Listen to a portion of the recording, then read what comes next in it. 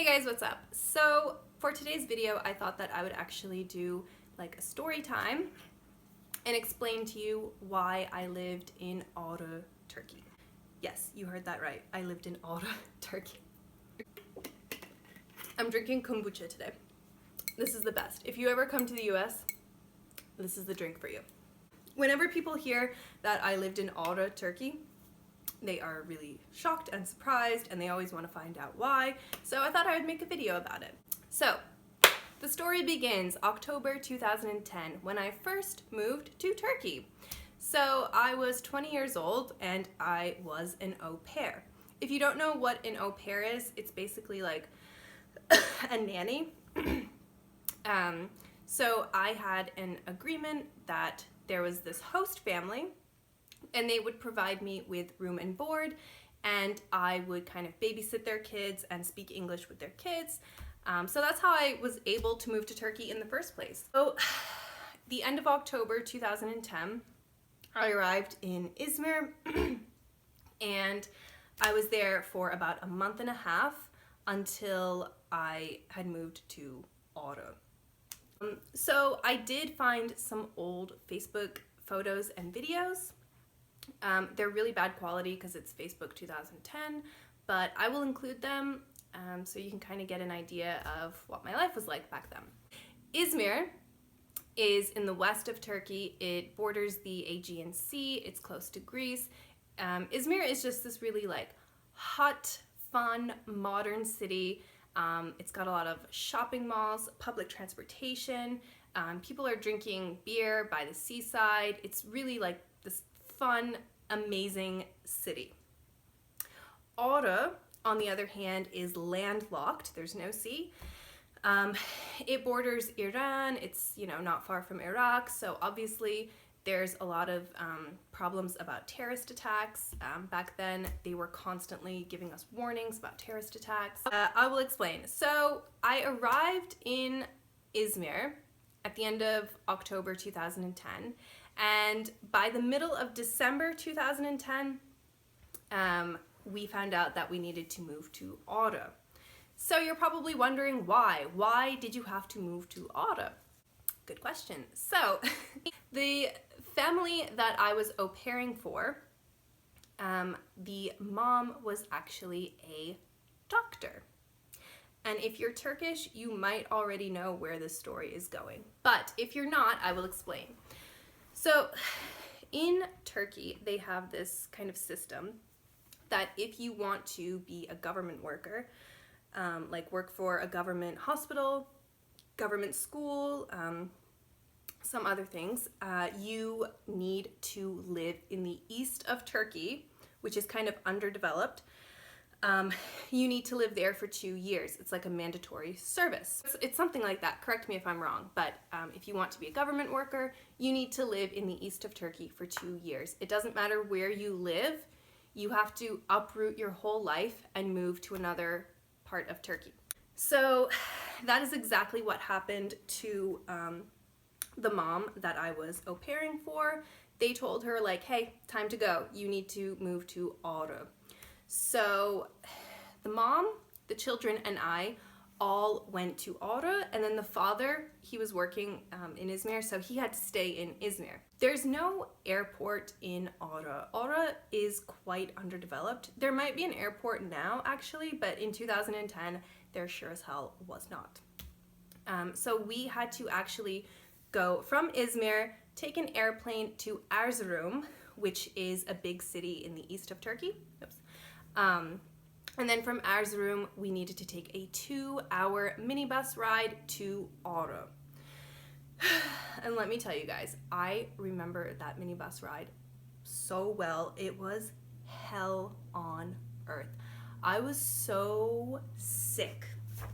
I remember that. I was so sick, and it was like the dead of winter. Oh my God, it was so bad. It was just like a movie. I remember like there were these snowy steep like sand mountains. I don't know how to explain it. And the road was just like weaving through these mountains, and it was just endless. I was so sick. We were crammed into this like old dirty minibus with like way too many other people. You know, we had like kids on our laps. The minibus driver was smoking the entire time. He had his window down, so it was just freezing cold air, cigarette smoke. I just remember being so miserable. And also, I don't want to say bad things about Ağrı.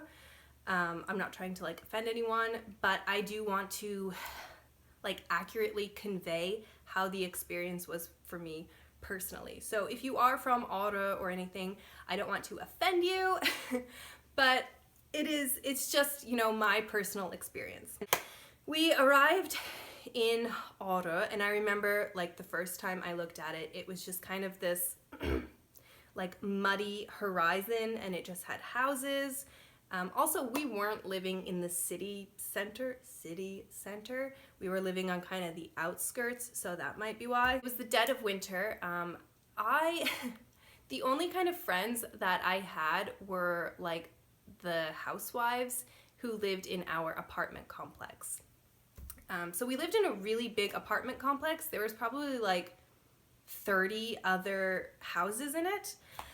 And like overnight, I became a spectacle. I became like a zoo animal overnight. Once word got around that there was like a foreigner, an American living in the building, in this tiny conservative village, they were really curious and everybody kind of wanted to see. So like all day long for weeks, there was just knocking at the door. People just wanted to like look at me, meet me. They were just kind of looking like, oh, wow, look at her. Okay, like what is she doing here? Oh, maybe she can speak English to my children. She can teach English to my children. Oh my God, everyone wanted me to teach English to their kids. It's funny because I thought that like before we left, I thought like, okay, you know, this will be a good experience. Maybe I will learn about like Islam. It'll be like a nice, calm village life. It's not like Izmir with, you know, the young university students and the gossip and the drama. No, I'll live in a nice, quiet village and I'll learn about holy things.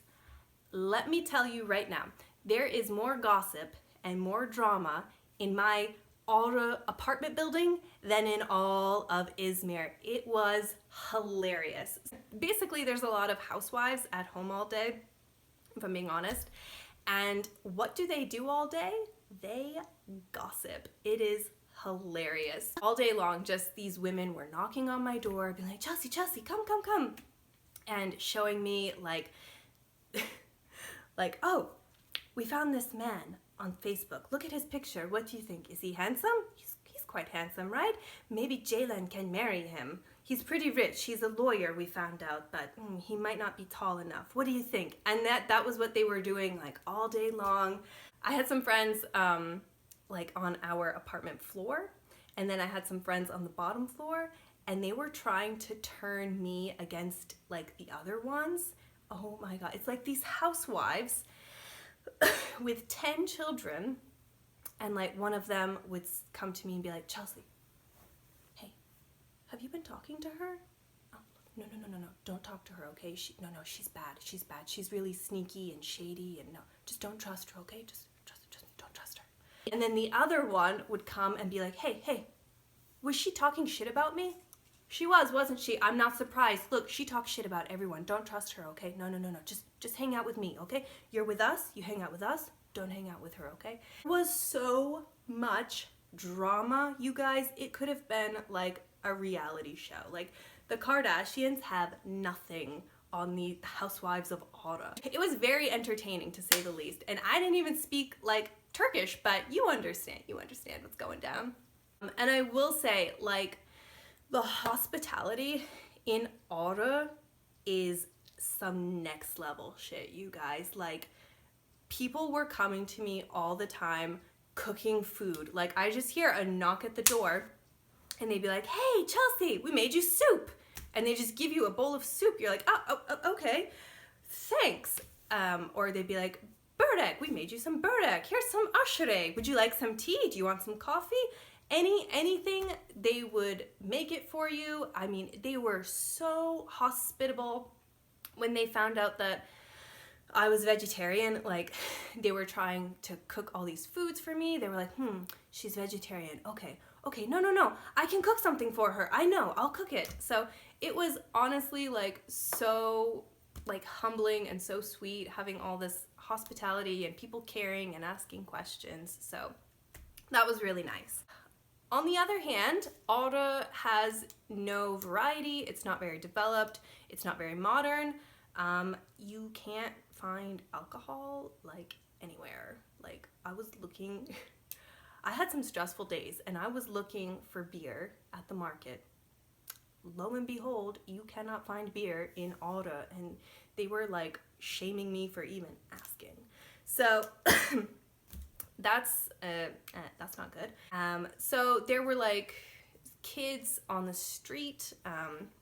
There were lots of kids working on the street. They'd be selling tissues for a lira, or a lot of kids would be on the street and they would have a scale, and they would, you know, put the scale on the ground, and if you walked by, they would say, you know, it's 1 lira if you want to weigh yourself.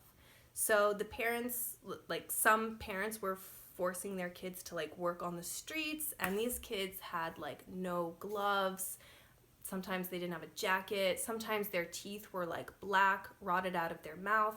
So it's a very like underdeveloped, underprivileged part of the city, part of Turkey, actually. I mean, things in Ağrı were really not that great. I mean, I had moved from Izmir, which was this very developed, fun city, to Ağrı, which is, you know, it doesn't even have like a supermarket. So I was trying to make the most of the experience, but I was so sick the entire time I was in Ağrı. I was so sick. Everyone was sick. All the children, the whole family, everyone was constantly sick in Ağrı. It was just not like the best experience. I got so tired of just like not being able to go outside. Everyone was telling me like, don't go outside, it's not safe. So I got really sick of it, and after 3 months, like, things just came to a boiling point. So in March, I was so sick. They finally had to take me to a hospital.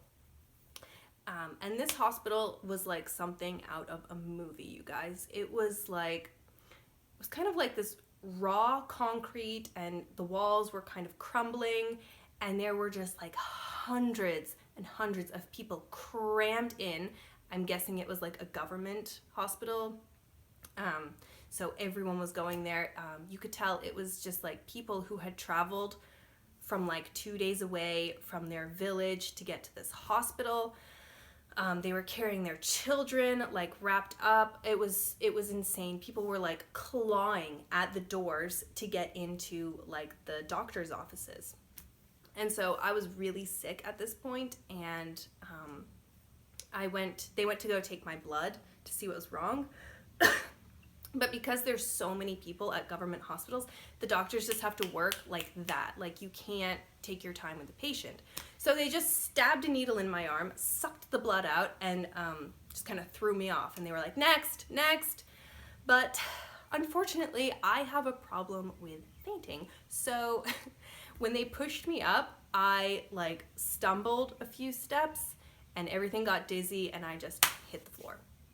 So I ended up fainting in that hospital, and that was like the boiling point for me. I was like, I can't do this anymore. I am so sick of living in this, you know, dirty city. I'm so tired of being sick. I'm so tired of not being able to go outside. So after that, I kind of told the family, like, look, I can't do this anymore. I'm sorry. But so what happened was I ended up moving back to Izmir with one of the kids, and we lived with the father. So yeah, let me tell you, I have never been so happy in my life. When my feet hit the ground in Izmir that day, I could have kissed the ground. I was so happy when I got back to Izmir. Oh my God, I remember it was so good. And It's funny because after that, I refused to leave Izmir. Like, people would ask me, Chelsea, do you want to go visit Pamukkale? It's really, no, no, no. I will not leave Izmir again. No, Pamukkale, it's so beautiful. No, no, I'm not leaving Izmir. I'm not leaving Izmir. I'm not leaving Izmir. I'm not leaving Izmir again.